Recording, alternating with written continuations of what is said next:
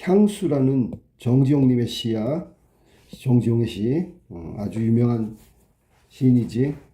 정지용은 모더니스트야. 모더니즘 계열의 시를 거의 선구자적으로 제일 처음에 썼던 시인이고, 모더니즘은 뭐냐면 보통 이미지즘이라고 그래.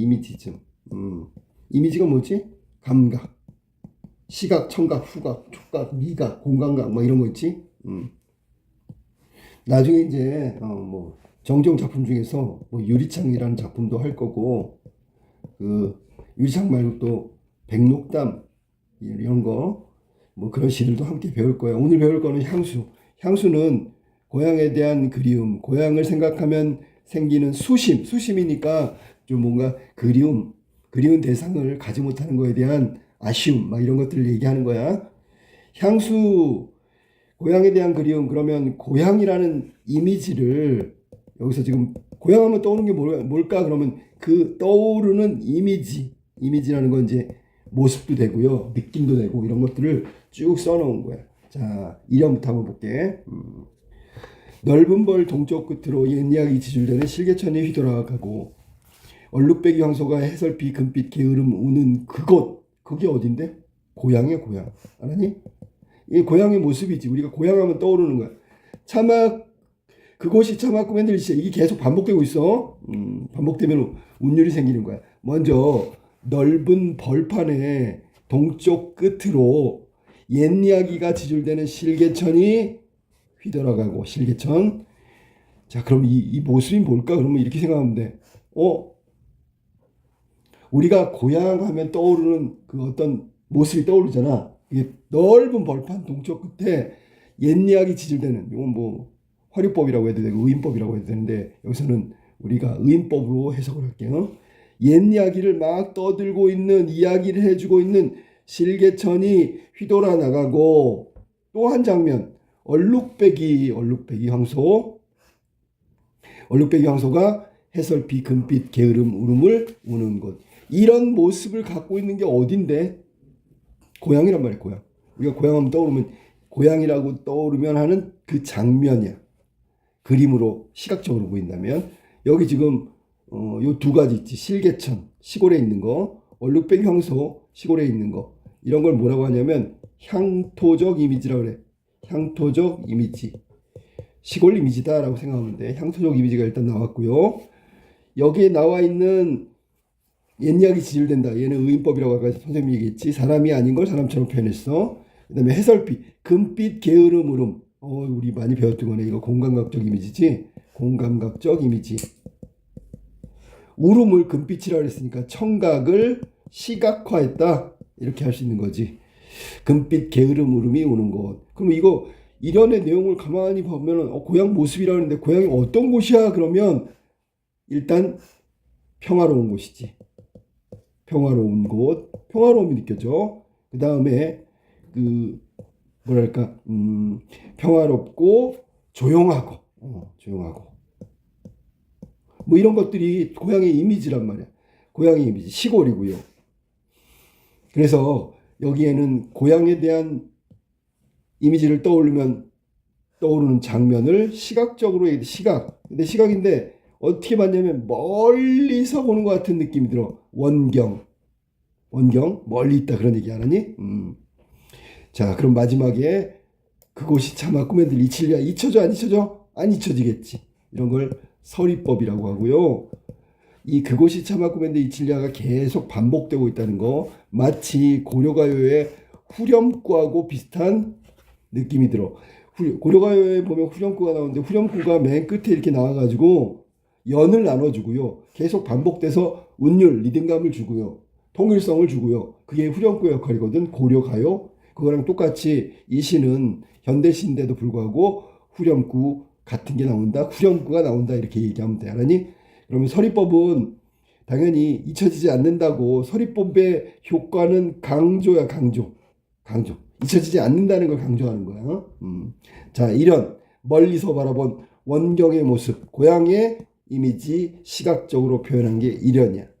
그러면 2연으로 가볼게. 좀 안으로 들어갈 거야. 2연부터.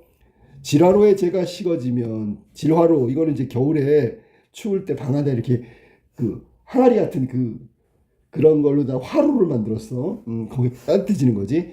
재가 식어지면 그러면 지라로에 재가 점점 식어진데 이걸 시간의 경과라고 하지. 시간이 점점 가고 있는 거지. 그런 다음에 감각은 뭘까? 재가 식었어. 식어지면 그럼 뭐야? 촉각적 이미지가 나와야 되겠지. 그 다음에 빈. 자, 원래는 빈인데 빈이라고 했지. 이런 걸 시적 허용이라고 한다. 원래는 틀린 거지만 맞는 걸로 쳐주자. 빈. 밭에 밤바람 소리가 말을 달리고. 자, 밤바람 소리가 말을 달리고. 소리가 드그닥 소리가 밤바람. 원래 밤바람은 세찬 바람 소리거든. 소리가 말처럼 막 달려간대. 그럼 이거는 청각을 또 시각화한 거야. 공감각적 이미지가 자주 나오네. 공감각적 이미지. 아까 모더니즘, 이미지즘이라는데 이미지가 자꾸 나오는 거야.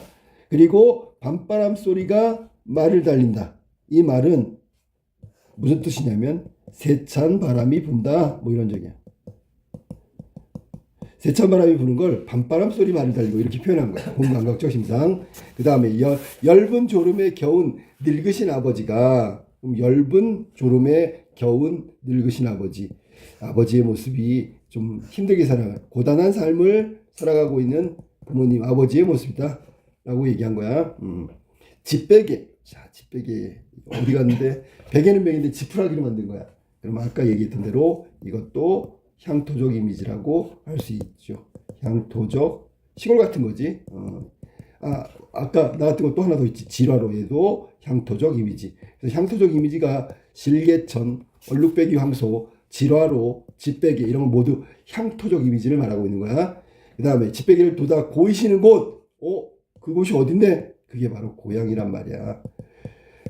힘들게 일하고 아버지가 와서 집베개를 이렇게 돋아가지고, 왜냐하면 집베개는 이렇게 배에다가 보면 막 모양이 흐트러진다고 탁탁탁 이렇게 하고 다시 원래대로 모양을 맞춰. 그걸 집베개를 돋아서 이렇게 고이고 주무시는 아버지가 계신 곳, 그곳이 바로 고향이고요. 잘 들어봐. 여기 지금 고향에 대한 그리움을 하고 있잖아. 첫 번째 이론에서는 그냥 고향 자체의 모습에 대한 그리움이야. 근데 두 번째는 뭐냐면 고향 가면 누구 있는데? 아버지. 이해됐어? 고향을 그리워한다는 건 그 고향에 있는 아버지를 그리워한다는 거야. 아버지나 고향이나 이미지는 가서 만나보고 싶고 늘 그리운 공간, 대상. 이해됐지? 무슨 말인지. 그러니까 이것도 고향의 이미지를 아버지를 가지고 얘기한 거라고. 아버지 자상하고 나를 사랑해 주시고 고향처럼 늘 맞아주고 이런 것을 얘기하는 거야. 그 다음에 또 나왔어. 그것이 차마 꿈엔들 잊히려 잊혀하니죠? 안 잊히지요. 서류적 표현이고 그리움을 강조한다. 뭘 강조한다고? 그리움. 잊혀지지 않는다. 그리움을 강조하고 있다. 구령구가 이렇게 나오면서 내용이 전개되고 있는 거예요. 그래서 첫 번째 일연은 그리워하는 고향의 모습 자체지, 그지? 이연에서는 고향 가면 있는 것 중에 대표적인 누굴까? 그러면 아버지가 힘들게 살아가시는 아버지가 지쳐가지고 주무시고 그러는 곳, 거기에 가면 고향이야 라고 생각한 거야. 아니, 그러니까 여기서 지금 아버지 얘기한 건 다 고향처럼 그리움의 대상이라고 생각하면 돼. 알겠지? 자, 그 다음에 3면을 가볼까? 또 고향 같은 이미지. 흙에서 자란 내 마음 파란. 아까 나왔던 시적 허용. 원래는 파란이 맞지만 파란이라고 틀리지만 써놓은 거야. 그러면 우리는 시인이 모르고 한 게 아니라 파란보다는 파란이 더 어울린다고 생각해서 했죠. 그러니까 이거는 시에서 맞는 걸로 하자. 시적 허용. 파란 하늘빛이 그리워. 파란 하늘빛. 우리 감각도 정리해야 되는데 이건 뭐야? 시각이지. 시각적 이미지. 파란 하늘빛이 그리워. 여기 이제 그리움 정서가 직접 나온 게 그리워야. 함부로 쏜 화살. 자, 이것도 해석을 잘해야 돼. 화살을 있잖아. 화살을 쏘면 어떻게 돼? 막 날아가잖아. 어디 떨어질지 모르지. 자, 이게 바로 어린 시절. 흙에서 자란 이 화자의 어린 시절이야. 어린 시절. 그리고 어린 시절에 갖고 있었던 상상력, 꿈 이런 거야. 우리 상상력이나 꿈은 제한이 없지. 마치 화살을 아무 방향이나 멀리 쏘는 거랑 똑같은 거지, 그지? 그러니까 여기서는 또 고향이라는 이미지가 뭐냐면 옛날에 내가 어렸을 때 꿈을 가졌고 뭐 무언가를 동경하는 걸 찾았고 이런 것들을 마음껏 했던 곳, 풀서비스를 한추름 휘적시던 그곳, 나의 어린 시절이 있던 그곳, 그게 바로 고향이거든. 그래서 그리움의 대상인 고향 중에서 어린 시절에 나의 모습이 있던 것이 바로 고향이니까 또 이걸 가지고 고향을 얘기했단 말이야. 알겠지? 자, 그 다음에 볼까? 이번에는 가족 얘기를 한번 할게. 전설바다에 춤추는 밤물결 같이. 이거 선생님 얘기할 때 그런 얘기 하는데 뭐 일본 애니메이션 같은 거 보면 여자아이가 바람에 불어갖고 머리카락이 막 휘날리잖아. 그거 떠올리면 돼, 알았니? 전설바다에 춤추는 밤물결 같은. 그러니까 밤물결은 아니고요. 직유법이야, 직유법. 비유하고 있는 거야. 누구의 머리가 그러냐면 어린 누이 동생의 머리카락이 바람이 막 부니까 막 휘날리는 거야. 그 밤물결 같이 휘날리는 게 바로 어린 누이의 머리카락이고, 여기서는 역동적이라고 하면 되겠지. 막 여기 눈앞에서 막 살아서 꿈틀꿈틀대. 막 변화무쌍해. 알았니? 그게 바로 전설바다에 춤추는 밤물결 같은 어린 누이 동생의 기민 머리카락. 검은 기민 머리 날리는 어린 누이와, 그러면 역시 이것도 고향에 있는 가족이겠지, 그지? 동생이니까. 아무렇지도 않고 예쁠 것도 없는, 뭐 평범하다, 뭐 그런 얘기야. 평범하다고. 보통 여자다, 그런 얘기야. 사철 발벗은. 자, 사철 발벗은 아내가 있는 곳, 누이 동생이 있는 곳, 그곳이 바로 고향이지, 그지? 그러면 여기 사철 발벗은 뭐 이건 열심히 일한다, 고단한 삶, 위에서 말하면 고단한 힘든 삶이다, 이렇게 해석해도 되고요. 만약에 이거를 현실 반영론으로 하면 이게 일제강점기이기 때문에 현실 반영으로 한다면 일제의 수탈, 우리 조선인을 수탈하고 농민을 수탈했다, 이건 현실 반영론으로 해석한 거고, 여기서는 그런 거 없이 보편적으로 해석하면 사철 발벗어 늘 신발 벗고 논에서 흙에서 일하고 있는 아내, 그러면 이건 고단한 삶을 살아가는 자기 아내를 말하는 거야. 이 아내가 어디 있어? 고향에. 그 다음에 전설바다의 밤물결 같이 긴 머리가 막 흩날리는 어린 누이 동생이 어디 있어? 고향에. 알았지? 나가온 햇살, 감각으로 말하면 뭘까? 촉각적 이미지지. 촉각적 이미지. 나가온 햇살 등에 지고 이삭 죽던 곳, 그곳이 어딘데? 어린 누이와 아내가 있는 고향이죠. 그럼 결국 고향에 있는 어린 누이와 고향에 있는 아내, 그 모습을 그리워하고 있는 거니까 결국 고향을 그리워하는 건 똑같은 얘기가 돼버리잖아, 그지? 그곳이 차마 꿈엔들 이칠리야. 이렇게 하면서 사연이 끝났다. 알았지? 자, 마지막 오연으로 갈게. 하늘에는 석금별 이랬는데 원래는 이제 성근별 그래요. 듬성듬성. 빽빽한 게 아니라 듬성듬성한 별. 알 수도 없는 모래성으로 발을 옮기고. 자, 하늘에는 성금별. 이건 보통 이것도 시간의 경과를 의미하는 거야. 이 새벽이 됐다는 얘기야. 깜깜한 밤하늘에 별들이 촘촘히 있다가 새벽이 되면 이렇게 듬성듬성 별빛이 나온단 말이야. 시간의 경과, 새벽이 왔다는 의미야. 새벽이다. 그 다음에 알 수도 없는 모래성으로 발을 옮기고, 알 수도 없는 모래성으로 발을 옮기고. 뭐 이건 우리가 생각할 때 막 그 신비롭고, 그 다음에 동화적인 어떤 그런 마치 애니메이션 같은 그런 느낌이 나. 알 수 없는 모래성으로 발을 옮기고. 서리까마귀. 자, 서리까마귀 우짖는 곳. 자, 요거는 청각적 심상이겠지. 그리고 서리까마귀는 사실은 계절을 나타내는 거야. 서리가 내릴 때 우는 까마귀, 가을, 뭐 이 정도로 해석하면 되라니. 그래서 청각적 이미지가 있고, 가을이다, 계절. 지나가는 초라한 지붕. 초라한 지붕? 그러면 가난한 뭐 가족이라고 해도 되고, 가정이라고 해도 되고. 초라한 지붕. 흐릿한 불빛에 돌아앉아 도란도란 이야기 꽃을 피우는 그곳이 어딘데? 나의 그리움의 대상 고향이지. 그런 곳이 바로 고향이다. 됐죠? 그럼 결국 고향을 그리워하는데 고향 안에 있는 아버지도 그립고요, 어린 시절도 그립고요, 그 다음에 아내와 누이 동생 가족도 그립고요, 그리고 고향 가면 있는 우리 집 가정, 화목한 가정, 알았니? 이것도 다 이미지가 고향의 이미지하고, 고향하면 떠오르는 이미지하고 거의 같은 이미지들이지. 이해됐어? 무슨 말인지? 얘네들도 다 모두 평화롭다. 전부 다 공통점이. 그 다음에 아늑하다. 뭐 조용하다. 뭐 이것도 가능해요. 뭐 이렇게 큰 소리 칠 일이 없기 때문에. 알겠지? 자, 그래서 이렇게 해서 고향의 이미지들을 다 확인했다. 자, 여기 지금 우리가 알아둬야 될 거는 마지막에 다시 한번 강조하면 바로 그곳이 차마 꿈엔들 이칠리야. 이 부분이야, 이 부분. 자, 그러면 얘를 한번 정리를 한번 해줄게. 뭐냐면 얘는 일단 후렴구처럼 연을 구분한다. 맞지, 그지? 얘가 나오면 1연이 끝나고 얘가 나오면 2연이 끝나고 연을 구분하는 거야. 반복됐으니까 운율이 만들어지지. 운율 형성. 세 번째, 시 전체에 통일성을 준다. 얘가 나오면 연이 끝날 것 같아. 마무리가 될 것 같아. 또 다른 대상으로 갈 것 같아. 그러니까 통일성 결국 안정감을 준단 말이야. 안정감. 통일성과 안정감을 준다. 이렇게 생각하면 돼. 그 다음에 자 여기 보면 처음에 멀리서 원경에서 시작해. 봐봐, 고향의 모습부터 시작했잖아. 그러다가 아버지, 맞지? 그 다음에 잔, 어린 시절. 점점 안으로 들어가는 거야. 그래서 원경에서 근경, 그 다음에 마지막에 화목하게 도란도란 서리까마귀 우는 그 화목한 집의 모습, 다시 원경으로 끝난다. 원경에서 근경 갔다가 다시 원경으로 끝난다고 생각하면 돼. 알았니? 제일 내면은 어디냐면 화자의 어린 시절이야. 사면이야.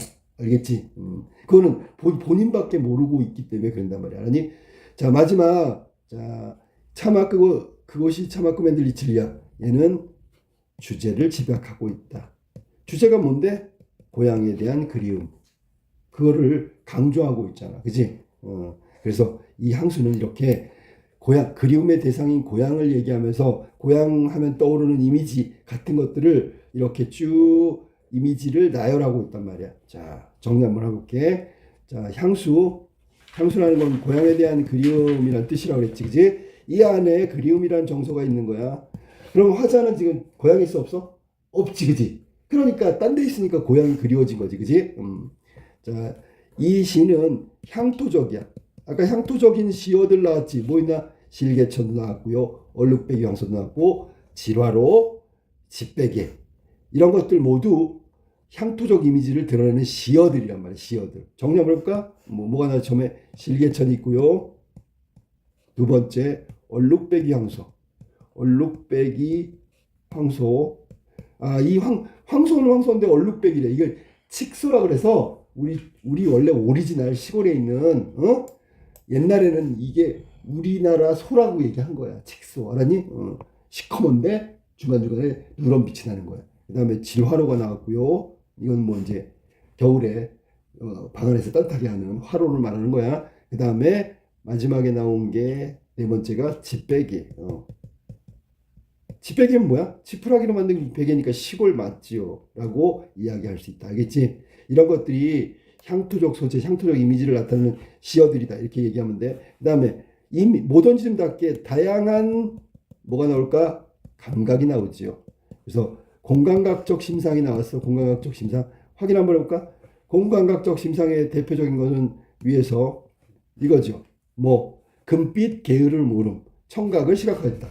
두 번째, 밤바람 소리가 말을 달리고 청각을 이번에는 시각화했다. 똑같네. 청각을 시각화한 건 똑같아. 공감각적 이미지 나왔지. 그 다음에 여기 뭐 넓은 벌 동쪽 끝으로 옛양이 지죠. 이런 것들 다 시각적이야. 알았어? 주로 시각적이고 촉각적인 거 또 나왔지. 촉각적인 건 뭐 이런 건 시각. 맞지, 그지? 그 다음에 이런 것도 다 시각이야. 이해됐지? 자, 그 다음에 이런 건 촉각. 이렇게 다양한 감각들이 나온다고. 그 다음에 발을 옮기고 우지 짓고 이런 건 청각이죠. 그럼 벌써 감각이 공감각 두 개에다가 뭐 시각도 나오고 청각도 나오고 촉각도 나오고. 그럼 이렇게 하면 이걸 뭐라고 하냐면 다양하다 감각이 이렇게 얘기하면 돼. 알았니? 그 다음에 반복되는 딱 떠올라야지. 후렴구가 나오고요. 이 후렴구는 주제를 집약하고 있고요. 이 후렴구의 역할은 아까 우리가 정리한 대로 연을 구분해주고 두 번째 운율을 만들어준다. 시적 통일성과 안정감을 주고 마지막에 주제를 집약하고 있다. 이게 후렴구가 하는 역할이란 말이야. 효과적으로 이렇게 하고 있다. 그런 얘기야. 시라는 게 운율을 만들잖아. 그러면 운율을 만드는 요소가 뭐냐면 일단은 후렴구는 계속 반복되니까 운율을 만들겠지. 또 하나는 뭐냐면 뭐뭐 하던 곳. 이게 계속 반복된다 볼까? 뭐뭐 하던 곳. 맞죠? 이게 여기만 나오는 게 죽던 곳. 여기만 나오는 게 아니야. 휘적치던 어린 시절의 추억의 장소 그곳. 또 찾아볼까요? 뭐뭐 하던 곳, 고이시는 곳, 뭐뭐 하는 곳, 오는 곳 이렇게 해서 보면은 끝부분에 뭐뭐 하던 곳, 뭐뭐 하던 곳 이게 이제 반복되고 있단 말이지. 반복돼서 운율을 만들고 있는 게 바로 그 부분이다. 알겠지? 여기 이제 뭐뭐 하던 곳, 뭐뭐 하는 곳 이렇게 됐지? 뭐뭐 하는 곳 이게 반복이라고. 그러면 이 시의 운율을 만드는 요소는 후렴구의 반복과 뭐뭐 하던 곳, 뭐뭐 하는 곳 이 곳의 반복이다라고 하면 맞겠지, 그지? 자, 내용을 잠깐 다시 한번 얘기해 줄게. 이련에 나와 있는 게 우리가 시각적으로 보면 고향하면 떠오르는 모습이라 그랬잖아. 그지? 고향하면 떠오르는 모습이야. 그러니까 이제 이건 떠올리는 거지. 근데 이연으로 가면 이거는 옛날에 아버지가 이런 걸 했기 때문에 여기는 회상이라고 해야 돼, 회상. 고향을 떠올리면 옛날에 과거에 아버지가 이렇게 해서 고단한 삶을 사시는데 밤에 있잖아. 이렇게 주무시는 그게 떠오른다고. 자, 그 다음에 사면 가니까 얘도 회상이래, 회상. 어린 시절에 대한 회상이지, 그지? 사면도 어린 시절에 대한 회상. 사연도 그 고향에 있는 어린 누이와 아내에 대한 회상을 하고 있는 거야, 회상. 마지막 정경, 모습이지, 모습. 그래서 아까 선생님이 얘기했던 게 이거야. 원경이라는 건 일연을 말하는 거야, 일연. 마지막 오연이 원경이 알았니? 그러면 이연하고 사면하고 사연은 뭐야? 얘는 회상이란 말이야. 그런데 이 원경의 반대는 근경이거든. 그럼 얘네들을 근경이라고 할 수 있냐? 네, 근경이라고 할 수 있어. 이 중에서 제일 근경 어디야? 사면이지. 왜? 가장 내면이기 때문에. 화자의 어린 시절이야. 그러면 이건 아무도 모르는 거지, 그치? 화자밖에. 그러니까 가장 내면의 정경을 말한 건 사면이다. 그리고 이연, 사면, 사연은 고향하면 떠오르는 이미지 그런 것들을 회상한 거야. 일연하고 오연은 멀리서 고향을 바라봤어. 그러면 그때 보이는 것들을 얘기하는 거고. 알겠지? 결국 여기 마지막 연에 나와 있는 이 가족끼리 가난하지만 초라한 지붕에 가난하지만 도란도란 얘기하고 서로 화목하게 지내는 그 가족 그 이미지가 바로 고향의 이미지랑 다를 바가 없다. 그런 얘기야. 이게 정지영의 향수고 나중에 유리창하고 뭐 백록담 뭐 벌목정정하는 그 또 다른 시간 있거든. 이런 것까지 함께 공부해 두면 되겠어.